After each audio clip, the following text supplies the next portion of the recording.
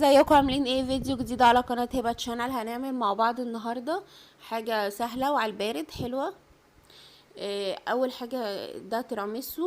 بصوا القوام بتاعه حلو قوي، ده بعد ما خلصته وحطيته في التلاجة. بصوا القوام بتاع الكريمة مع البسكوت، طعمه يعني بجد واو تحفة، هيعجبكم جدا.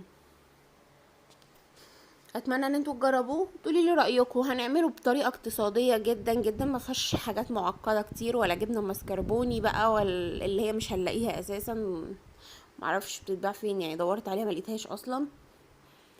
و هنعمل بدلها جبنه كيري اللي هي سهل نلاقيها في كل حته، وحليب مكثف ولبن وكريم شانتيه وبسكوت ونسكافيه، بس كده. مكونات سهل نلاقيها في اي حته. حطيت كيس الكريمه وده اللبن. طبعا الكمية دي قليلة فانا هحط شوية لبن تاني. اللبن ده اهم حاجة ان هو يكون متلج في الفريزر او ساقع جدا في التلاجة عشان ما يبوظش معانا الكريمة. هفضل اضرب بقى كده، انا مسرعة بس شوية عشان انا مش بعمل اي حاجة غير ان انا بضرب الكريمة. وهوريكم القوام بتاعها. ضربتها حوالي 8-10 دقايق في الحدود دي. بصوا شكلها، انا عايزاها كده تبقى تخينة ومتماسكة. بصوا المضرب بيعلم فيها، يعني شكلها نفس الشكل ده. حوالي 10 دقايق. المقدار ده اللي هو كيس كريمة هنحط معاه 6 مكعبات كيري. طبعا لو هنضاعف الكمية بتضاعفي كل حاجة بقى، يعني هيبقى 12 مكعب كيري وكيسين كريمة. واللبن كوباية، انا حطيت نص الكوباية بس هي كانت كوباية كبيرة شوية فحطيت نصها. الحليب المكثف انا جايبة نسلت، بس العلبة دي طبعا كبيرة على المقدار الصغير ده، فانا هاخد منها نص كوباية بس.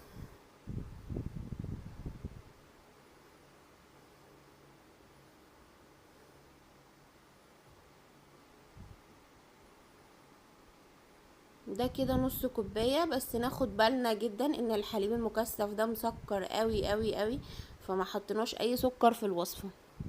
لو حطينا سكر بقى تبقى الدنيا مسكرة زيادة عن اللزوم. الحليب المكثف اللي اتبقى ده انا مش هرميه ولا هحطه في التلاجة لانه هيبوظ بسرعة جدا، فاحنا هنحطه في الفريزر.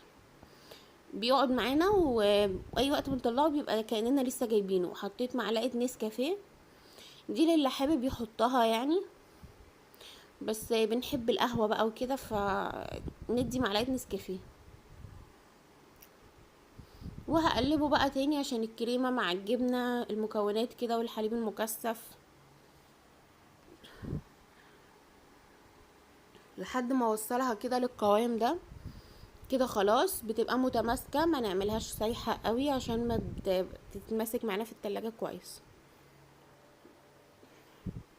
هجهز بقى البسكوت. انا حطيت معلقتين نسكافيه، اي نوع نسكافيه عندك، نسكافيه جولد، نسكافيه كلاسيك، اي نوع نسكافيه انت بتحبيه. المية دي دافية مش سخنة، مش مغلية قصدي، هي دافية.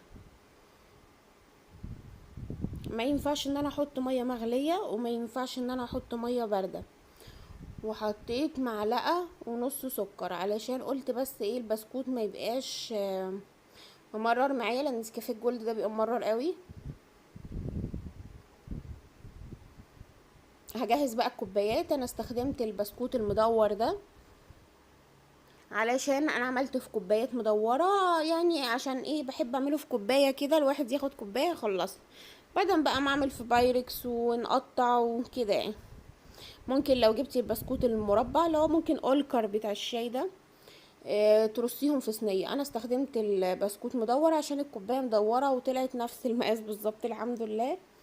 بس ممكن تعمليه في بايركس كبير لو عندك، وممكن تعمليه بالطريقه دي.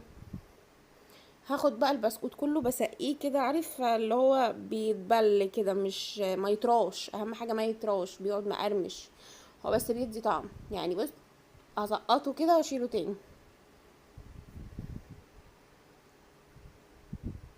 هكمل بقى الكميه كلها بنفس الطريقه عشان نخلص خطوه البسكوت دي، بدل ما نقعد نعمل كذا حاجه في وقت واحد. نخلص كل البسكوت مره واحده ونشوف هنعمل بالبسكوت ايه. هفضل بقى اسقي فيه كده اهو. انا عملت دول حلوين، لو احتجت تاني هبقى ازود تاني. هنشوف بقى مع بعض هنعمله ازاي. ما نحطش بقى البسكوت فوق بعضه لان هو اصلا اتبل كده فهيلزق في بعضه. بحط واحده واحده كده وبقوم حطها في الكوبايه بالمنظر ده. بصوا اصلا الكوبايه على قد البسكوته، فده الحلو في الكوبايه دي. بصوا الكريمه مش سايحه يعني متماسكه اهي، ما مسحتش على البسكوت قوي. باخدها بقى بالمعلقه كده. طبقات البسكوت براحتك، انا عملت طبقه من تحت وطبقه في النص وكل طبقه بسكوتين. عايزه تزودي طبقات اوكي براحتك.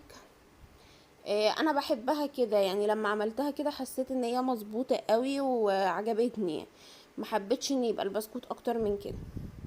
هما كده 4 بسكوتات في الكوبايه، 2 تحت و2 في النص، فده كان بالنسبه الكوبايه. طبعا هي باينه كبيره بس هي كوبايه صغنططه يعني مش كبيره قوي.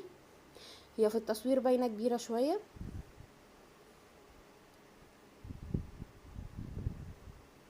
بس اللي هي بتخلص في ثانيه يعني. هنحط برضو كريمه تاني،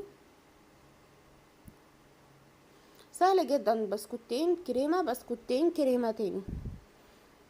هنضف بقى الكوبايه كده عشان جه عليها من بره. المقدار ده عمل لي ال5 كوبايات دول. دي يعني 5 كوبايات اللي هما بتاعت الشاي دي.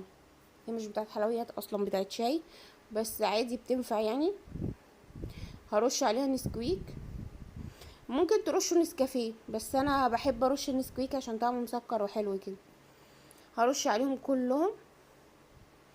ما يبقاش بقى باين حاجه يعني، التزويق ده براحتكم، انا بحب ازوقهم كده. عايزه بقى تعملي شكل رشه صغيره، عايزه ترشي نسكويك مع نسكافيه الاتنين مع بعض. هنحطه بقى في التلاجة حوالي 4 5 ساعات مش اقل من كده عشان يبقى متماسك معايا. ده بعد ما طلعته بصوا متماسك اهو على المعلقه، مش سايح خالص وجميل جدا جدا جدا جدا. لو جربتوه بجد بالطريقه دي مش هتبطلوا تعملوه تاني يعني. انا بعمله وببقى عايزه اعمله تاني يعني، كل شويه بعمله اصلا. بألف هنا وشفا.